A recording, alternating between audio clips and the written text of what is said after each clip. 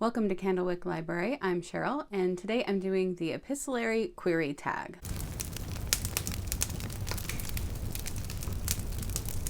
It is Epistolary January, and I'm a co-host along with Kelly Reads a Lot, Miriam Elizabeth Reads, Jane Reads, and Anne at In Search of Wonder. And Anne put together a tag for this readathon, and it's called the Epistolary Query Tag. As many of you know, one of the things I'm changing this year is that I will be going down to one video a week most weeks. This week I wanted to have an extra one so that I could get the tag out closer to the beginning of Epistolary January. Number 1, on a scale of 1 to 5, how do you feel about epistolary novels in general? 1 being that you hate them, 5 being that you love them. 5, 100%. I love epistolary novels. Number 2, a follow-up question is, what is it about epistolary novels that you love or hate? And that was a hard one for me to pinpoint. What is it exactly that I love about them? I don't know. I feel like there's different writing styles that we naturally kind of gravitate toward. But when I started thinking about it a little bit deeper, I think that one is that it makes the story move quicker. Kind of like when you're reading a book and it has really, really long chapters. For some reason, 50 pages of one chapter feels longer than 50 pages of 5 chapters. I think it's the same way with letters, journal entries, things like that. It just makes it feel like you're moving quicker through the story. I like that feeling in the pacing of a book. The other thing I thought of is that it can sometimes give you more of the character's inner thoughts, the things that you won't necessarily know, kind of like a first-person narrative that gives you more insight into the character, but that you can get that from multiple characters if there's multiple letters. And so sometimes I feel like it helps you get to know the characters a little bit better than you would in a different form. Number 3, what is your favorite adaptation of an epistolary novel? Or what epistolary novel would you like to see an adaptation of? One that I would love to see an adaptation of is one that has a lot of adaptations. I've talked about this in other videos before. I have yet to see a Dracula that I feel like really captures the feel of Dracula in a way that isn't exaggerating or adding to it things that don't need to be there. So I would love to see a really good adaptation of Dracula. My favorite adaptation that has already been made of an epistolary novel is the Guernsey Literary and Potato Peel Pie Society. You cannot buy it on DVD as far as I know, but you can stream it on Netflix. And I think it's a wonderful adaptation. Some things are changed, but it really keeps the heart of the book. Number 4, what literary character do you wish you could correspond with?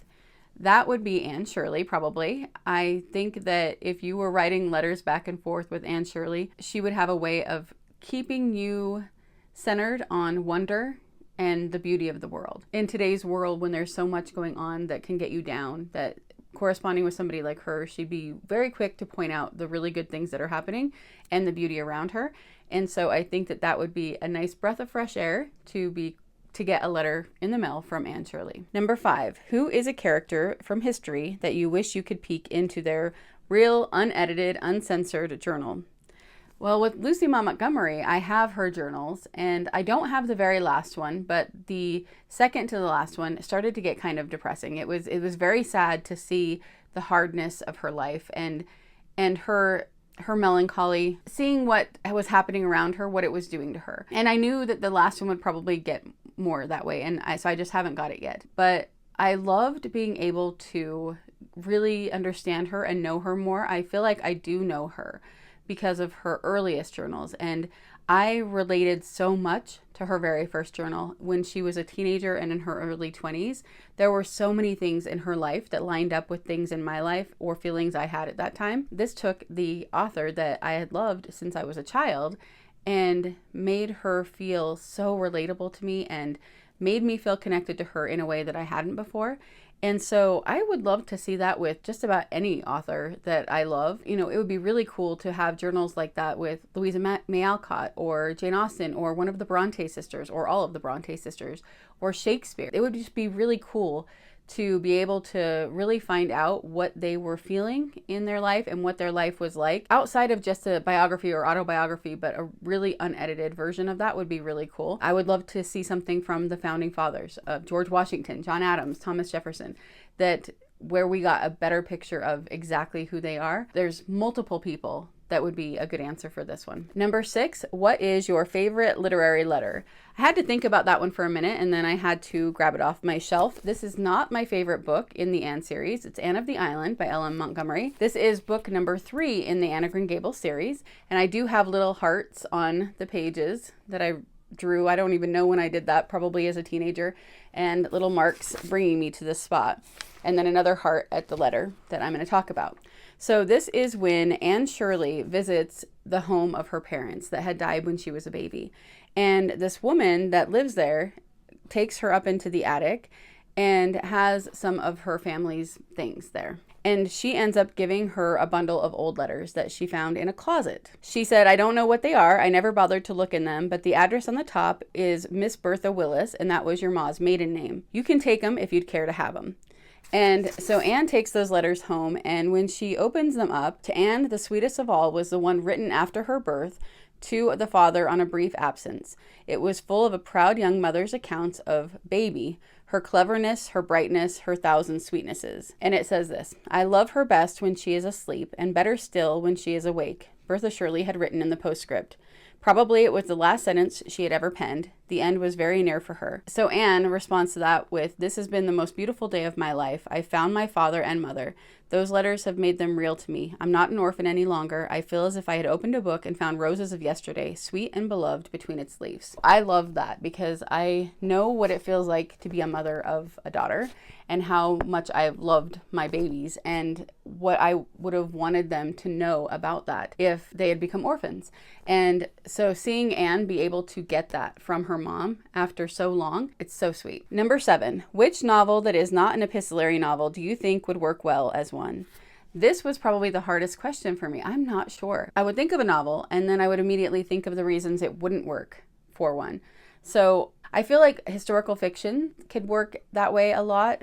Maybe not the whole thing, but pretty much any historical fiction could have letters and news articles and things like that thrown in that would add to the story. I don't have one particular answer for that, but I think a lot of historical fiction books could benefit maybe from a few epistolary elements. Number 8, which epistolary novel do you wish you could relive again for the first time? That would probably be Dracula. Right now I'm reading Dracul, which is written by a relative of Bram Stoker, and it's supposed to be a prequel basically of Dracula, where it's telling the story of Bram Stoker himself and what he based Dracula on. And I know that from part of the author's note that I did read, I didn't read the whole thing because I didn't want to be spoiled, but from the part I did read, it is definitely fiction interwoven with nonfiction. And so I am very anxious to find out what is true and what isn't when I get to the end of this book. But I find that it's scarier than Dracula. But then I told Doug yesterday, maybe it's not. Maybe it's just because I'm reading this for the first time. Because I remember the very first time I ever read Dracula, we were newly married. So this was about 20 years ago. We had to leave our apartment to go, I don't remember what we were doing. I think we were going grocery shopping or something. And there was a fog outside. And I had been reading Dracula and there was a fog and it was scary. And so I ran from our apartment door to the car. That's one of the things that I loved about Dracula, is how invested I got the first time I read it without being so terrified that I couldn't sleep or something like that. So I think I would love to have that feeling again. There's so many books that I would love to reread for the first time, but I think that was the first one that I thought of. Number 9, if you were a character in an epistolary novel, what would your stationery look like? I think it would probably have to be light yellow, like very, almost an off-white, but more on the yellowish side of off-white. Maybe some little daffodils or daisies in the corner or something. Very simple. Number 10, what is the first epistolary novel you can recall reading? This is probably wrong because I'm sure there was something before this. But in 8th grade, I read a book called Jay's Journal, and there was another one about a girl, and I'm blanking on the name of that one right now. And they were both written by somebody here in Utah. They were supposed to make us afraid. Like, they were books written to scare children into being good. And Jay's Journal was about a boy who gets into the occult.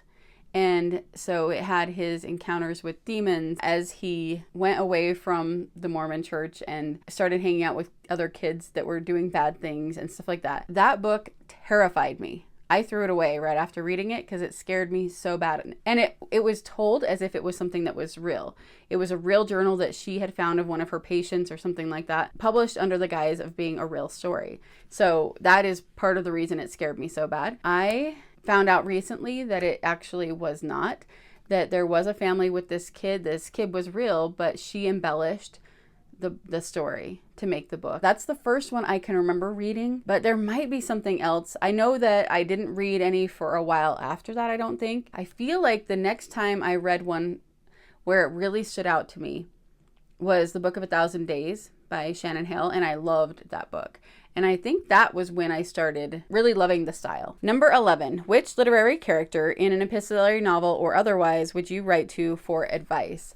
Probably Marmee. I think that she was a great mom. The daughters had enough freedom to be themselves, and they each had those, different personalities and different desires and dreams in life. And you get the feel that Marmee never made any of them feel that any of their dreams were lesser than the other sisters' dreams. And she was such a supportive mom. I think she would just be somebody that you would get such good mothering advice from. And number 12 is to tag 2 channels. So I'm going to Molly Popplewell, and I'm going to tag Morgan at Morgan's Endless Bookshelf. Don't feel any pressure if you don't want to do the tag. I hope that everybody who is joining in on Epistolary January is enjoying it as much as I am so far.